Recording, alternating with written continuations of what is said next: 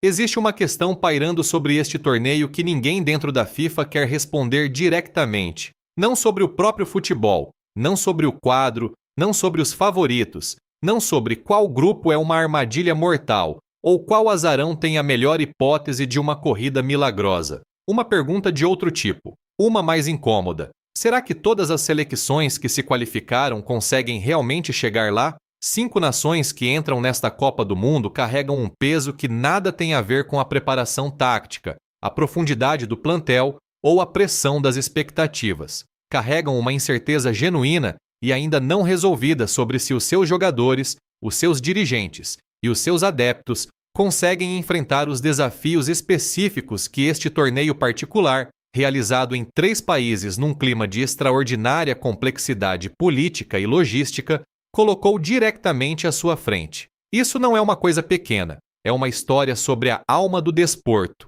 sobre o que realmente significa dizer que o futebol une o mundo quando o mundo nem sempre consegue chegar ao futebol. Hoje vamos analisar 5 nações cujas situações ao iniciar esta Copa do Mundo levantam questões que merecem um exame sério e honesto. Não histeria, não exagero. O tipo de olhar lúcido ao que está realmente a acontecer que os adeptos que seguem este desporto há décadas merecem receber. Comecemos pela situação mais aguda, a que gerou mais incerteza genuína do que tudo o resto em toda a preparação para este torneio. Irão. O Irão qualificou-se para a Copa do Mundo de 2026. Treinou, preparou-se. Os seus jogadores, que nada tem a ver com as decisões dos governos e simplesmente querem competir no desporto ao qual dedicaram toda a vida, percorreram a mesma jornada de 4 anos que todas as outras nações qualificadas. E, nos dias imediatamente anteriores ao início do torneio, esses jogadores ainda esperavam pelos vistos para entrar nos Estados Unidos.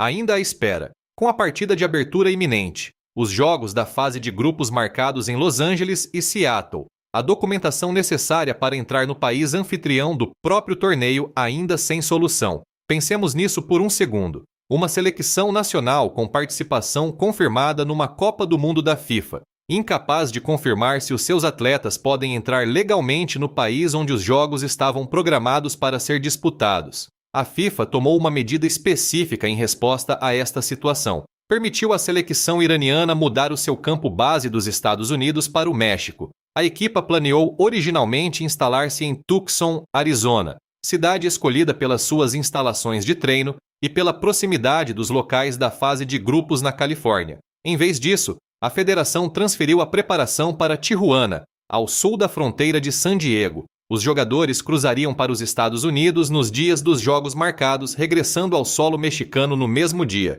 Preparariam, recuperariam e viveriam no México, em vez de no solo americano. E a situação dos vistos tornou-se ainda mais complicada nos últimos dias antes da partida. Enquanto jogadores e equipa técnica principal acabaram por receber os vistos americanos, aprovados apenas 10 dias antes da primeira partida do Irão, 14 membros da equipa de apoio, incluindo Mehdi Taj, presidente da Federação Iraniana de Futebol, foram recusados. A mídia estatal iraniana reportou as rejeições. O Departamento de Estado dos EUA reconheceu que vistos necessários foram emitidos para atletas e pessoal essencial, mas deixou claro que não permitiria, nas suas palavras, que o sistema fosse explorado. O embaixador do Irão no México informou a equipa de que, nas condições dos vistos, a equipa tem de entrar e sair do território dos Estados Unidos no mesmo dia de cada partida. Entrar de manhã, sair no mesmo dia. Pense no que esse arranjo realmente revela.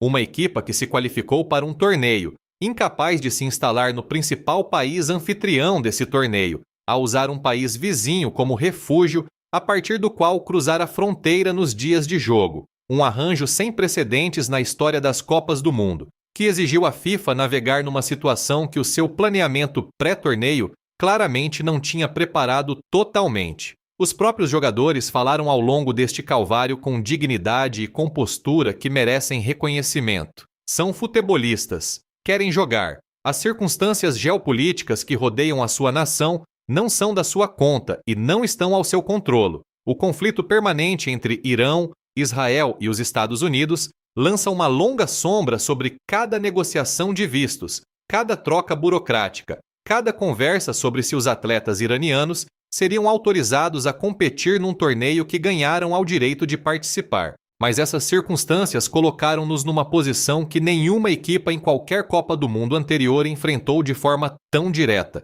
A situação do Irão é a ponta mais aguda de um problema de acesso mais amplo que afeta várias nações, mas não é a única. As nações africanas que se qualificaram para este torneio carregam uma frustração específica que se acumulou ao longo de todo o período de preparação e nunca foi adequadamente resolvida. A administração Trump introduziu uma exigência de fiança de vistos, um depósito financeiro de $15 mil que se aplicava a adeptos de 5 países africanos: Argélia, Cabo Verde, Costa do Marfim, Senegal e Tunísia. $15 mil, um montante que, no contexto das economias dos países em causa, representa um banimento efetivo de adeptos comuns de assistir a partidas envolvendo as suas selecções nacionais. Não se tratava de uma política dirigida ao futebol. Era parte de uma iniciativa de imigração mais ampla da Casa Branca, aplicada a cerca de 50 países, destinada a deter permanências excessivas de vistos. Mas o impacto nos adeptos de futebol das nações africanas qualificadas foi imediato e severo. A exigência acabou por ser anulada, mas apenas a meados de maio, semanas antes do início previsto do torneio, após meses em que adeptos desses países estavam a planear, ou melhor, incapazes de planear, em torno de um obstáculo que tornava a presença praticamente impossível. E mesmo a anulação trouxe condições. Para que a exigência de fiança fosse levantada, os portadores de bilhetes dos países afetados tinham de estar registrados no sistema FIFA Pass e já possuir bilhetes válidos para as partidas. Para quem ainda não tinha comprado bilhetes precisamente por causa da incerteza da fiança, a anulação chegou tarde demais para fazer diferença. O dano causado por meses de incerteza não se desfaz com uma reversão tardia. Os voos não tinham sido reservados. Os quartos de hotel não tinham sido assegurados. A janela para um planeamento acessível já se tinha encerrado há muito. Os adeptos que poderiam ter viajado, que queriam viajar, que tinham selecções qualificadas a apoiar, ficaram impossibilitados de fazer o que os adeptos de todas as Copas do Mundo anteriores conseguiam fazer: seguir a sua equipa. Isto não é uma injustiça abstrata. É a avó em Dakar que não pode ver o seu país jogar numa Copa do Mundo. Um grupo de amigos em Yaoundé que acompanhou todas as fases de qualificação e não consegue chegar ao torneio para o qual se qualificou. Pessoas reais, adeptos reais, futebol real e uma barreira burocrática que se interpôs entre eles e o jogo que amam. A anulação chegou, mas o timing revela tudo o que se precisa saber sobre como as necessidades dos adeptos africanos foram ponderadas na planificação deste torneio. Comparecer a um único jogo na Copa do Mundo de 2026, incluindo voos, alojamento e bilhetes, custava, segundo relatos, mais de $5 mil em média. Para os adeptos dos países africanos afetados, essa base financeira já existia antes mesmo de se considerar a fiança de $15 mil. O efeito cumulativo não foi mero incômodo, foi exclusão. A terceira nação cuja situação levanta sérias questões pode surpreender, porque, ao contrário do Irão, ao contrário das nações africanas que navegam barreiras de vistos, as preocupações deste país são domésticas, internas e, de certa forma, mais difíceis de resolver, porque originam-se dentro de um dos próprios países anfitriões do torneio, México. O México co-anfitria esta Copa do Mundo. Está a organizar 13 jogos, incluindo partidas na Cidade do México e em Guadalajara. O Azteca, recentemente renomeado como parte de um acordo de patrocínio, mas historicamente inalterado na sua importância, vai receber a partida de abertura. A contribuição do México para este torneio, em termos de cultura futebolística, paixão e atmosfera, é insubstituível. É uma nação que já recebeu 2 Copas do Mundo. O país compreende o que o futebol de torneio exige. A competência organizacional está presente. A paixão é genuína e profunda. E ainda assim, nas semanas que antecederam o início do torneio, ocorreu um grave incidente de segurança num dos sítios turísticos mais visitados do México. Um atirador solitário abriu fogo no topo das pirâmides de Teotihuacan, patrimônio mundial da Unesco, e uma das atrações mais frequentadas do país. Um turista canadiano foi morto, 13 outros ficaram feridos. O incidente levantou imediatamente questões sérias sobre os protocolos de segurança no período que antecede um torneio que atrairá centenas de milhares de visitantes internacionais nas cidades mexicanas. As autoridades mexicanas responderam firmemente. Medidas de segurança adicionais foram anunciadas. A FIFA expressou confiança nos arranjos de acolhimento, mas as questões suscitadas pelo incidente de Teotihuacan juntam-se a uma conversa mais ampla sobre segurança que tem corrido ao longo do período de preparação do México. O estado de Jalisco, onde se situa Guadalajara e onde 4 jogos da Copa do Mundo estão marcados, tem sido o centro de preocupações de segurança relacionadas com a atividade de cartéis após uma operação policial significativa no início deste ano. A interseção entre crime organizado, grandes multidões e atenção internacional é uma combinação que os planificadores de segurança em todo o mundo levam a sério, e a situação em Jalisco acrescentou uma camada de complexidade ao panorama de acolhimento do México que o jornalismo responsável não pode simplesmente desconsiderar. A expectativa realista é que os jogos nas cidades mexicanas sejam realizados com segurança e que a atmosfera no Azteca, em particular, seja tudo o que uma partida de abertura de Copa do Mundo deveria ser. Mas as questões são reais, e os adeptos que viajam para as cidades anfitriãs mexicanas merecem saber que essas questões estão a ser tratadas com seriedade e não com desdém. A total confiança da FIFA foi notada. O compromisso das autoridades mexicanas com uma segurança abrangente foi notado, e a realidade subjacente do panorama de segurança em certas regiões do México também foi notada, porque não se trata de conjectura, mas de contexto documentado. A quarta nação é aquela cuja situação ilustra algo importante sobre o problema de acesso a partir de um ângulo completamente diferente: os Países Baixos. Os holandeses qualificaram-se para este torneio com um plantel de genuína qualidade. Os seus adeptos, entre os mais comprometidos e coloridos adeptos itinerantes do futebol mundial,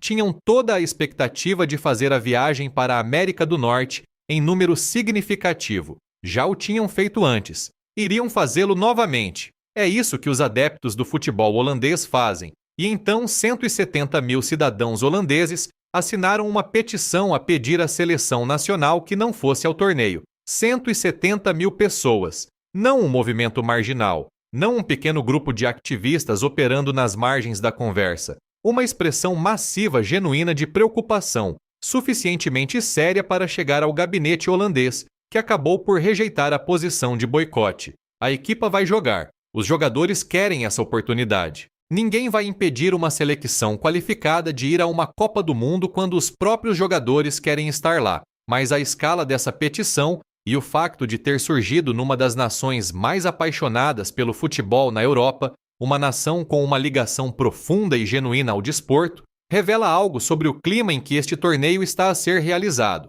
Os adeptos holandeses, que normalmente reservavam voos e pintavam o rosto de laranja meses antes, estão agora a ter uma conversa nacional sobre se comparecer é mesmo a coisa certa a fazer. Os debates nos Países Baixos refletiram preocupações mais amplas que circulam pela Europa acerca da segurança, do clima político nos países anfitriões e do que significa assistir a um grande evento desportivo num período de tensão geopolítica elevada. Os chefes de 20 federações europeias de futebol estiveram envolvidos em discussões de boicote na preparação para este torneio. 20, não 20 vozes marginais. 20 líderes de organizações nacionais de futebol estabelecidas, representando países cujos adeptos têm moldado a atmosfera das Copas do Mundo ao longo de gerações. O boicote não se materializou ao nível da seleção nacional, mas o boicote individual, o adepto que decidiu não viajar, o adepto que vendeu o seu bilhete, a pessoa que vai assistir da sua sofa em vez de fazer a viagem, está a acontecer. É visível nos dados de reservas de hotel. É visível nos lugares vazios que os analistas têm previsto para certas partidas da fase de grupos. É a consequência acumulada de meses de preocupações com preços, barreiras de acesso e incertezas políticas mais amplas que nunca foram totalmente resolvidas antes do apito inicial. Para os Países Baixos especificamente, e para a base de adeptos europeus de forma mais geral, este torneio representa algo que não anteciparam quando foi atribuído. Uma Copa do Mundo que requer um cálculo que nunca tiveram de fazer antes. É seguro ir? Conseguiremos vistos? Podemos pagar os bilhetes? Seremos bem recebidos? Essas perguntas não deveriam existir numa Copa do Mundo. E o facto de existirem, para os adeptos holandeses, para os adeptos de toda a Europa, para os adeptos de países de todos os continentes habitados, é a medida mais clara de quão longe a preparação para este torneio ficou aquém do que o desporto merecia. A quinta nação situa-se numa categoria diferente das outras, porque as suas preocupações não versam sobre acesso ou segurança ou barreiras de vistos. As suas preocupações são sobre algo mais fundamental para a experiência básica do torneio: a Austrália. A Austrália qualificou-se. O seu plantel, construído em torno de uma geração de jogadores que competem nas ligas europeias, moldada pelo impulso da extraordinária campanha no Catar de 2022, onde alcançaram as meias finais pela primeira vez na história, chegou a este torneio com ambição e qualidade genuínas. Os Socceroos passaram 4 anos a construir para este momento. Os seus jogadores ganharam o seu lugar à mesa, mas a base de adeptos viajantes da Austrália enfrenta uma jornada que testa os limites do que os adeptos de futebol comuns podem razoavelmente ser pedidos a suportar. Austrália para a América do Norte, através do Pacífico, através de um fuso horário que faz do caos de horários um companheiro constante. Voos que, aos preços que se aplicavam durante a janela de viagens da Copa do Mundo, representam um compromisso financeiro significativo antes mesmo de se comprar um único bilhete, e os bilhetes próprios, aos preços inicialmente fixados pela FIFA para este torneio, representavam um pedido financeiro que parou muitas pessoas em seco. Antes da redução parcial dos preços dos bilhetes, após a forte reação mundial, os lugares mais baratos para a final estavam listados a mais de $4.000. Mesmo depois de a FIFA reduzir alguns preços em resposta à indignação pública, o custo de assistir a um único jogo, apenas um, foi estimado em mais de $5.000 quando se incluíam voos e alojamento para viajantes de longa distância da Austrália. Surgiram relatos de adeptos australianos a gastar até $25.000 para assistir a partidas que sonhavam ver ao vivo há anos. Não a gastar em pacotes de luxo, apenas a chegar lá, voos, quartos e bilhetes, para pessoas que viajam do outro lado do planeta para ver a sua seleção nacional num torneio realizado no outro lado do mundo. Os adeptos de futebol australianos têm sido historicamente entre os mais comprometidos viajantes de longa distância do desporto. Os adeptos que foram à Alemanha em 2006, à África do Sul em 2010, ao Brasil em 2014. Essas pessoas fizeram sacrifícios que refletiam um amor genuíno e profundo pelo desporto e pela sua seleção nacional. Este torneio pediu-lhes que fizessem os mesmos sacrifícios contra um pano de fundo de preços que aumentaram dramaticamente em relação à edição anterior e de barreiras de acesso que tornaram o processo de planeamento mais complexo do que nunca. A Football Australia interveio junto da FIFA para garantir bilhetes a preço reduzido, lugares a $90 disponibilizados para os adeptos mais devotados dos Socceroos através de um programa dedicado. O esforço foi genuíno e a intenção correta, mas a escala do problema era maior do que qualquer intervenção a nível de federação poderia resolver totalmente. O resultado é um contingente de adeptos australianos viajantes que se espera ser significativamente menor do que o Catar produziu. Não porque a paixão tenha diminuído, porque o cálculo prático mudou de forma a excluir pessoas que, de outra forma, estariam lá, que querem estar lá e que não conseguem fazer os números funcionarem.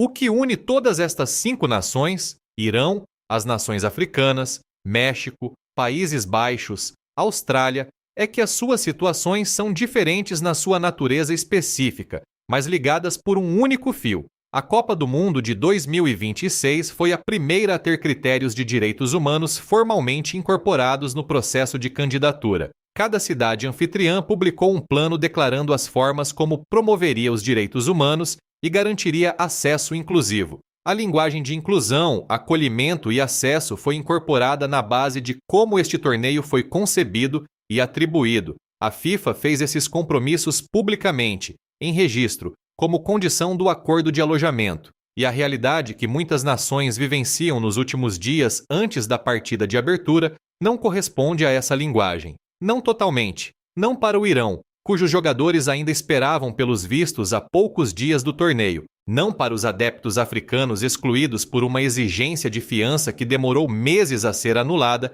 e que deixou a janela de planeamento fechada quando o alívio chegou. Não para os adeptos europeus que fazem cálculos sobre segurança e acolhimento que nunca tiveram de fazer em nenhuma Copa do Mundo anterior. Não para os australianos que amam este desporto e simplesmente não podem pagar para chegar lá. Isto importa porque é isso que uma Copa do Mundo deveria ser. Não um exercício de receita. Não um evento comercial que por acaso envolve futebol. A Copa do Mundo é a maior expressão do próprio propósito declarado do desporto, que o futebol realmente une o mundo, que atravessa fronteiras e derruba barreiras e cria momentos de humanidade partilhada que nada mais no desporto consegue replicar.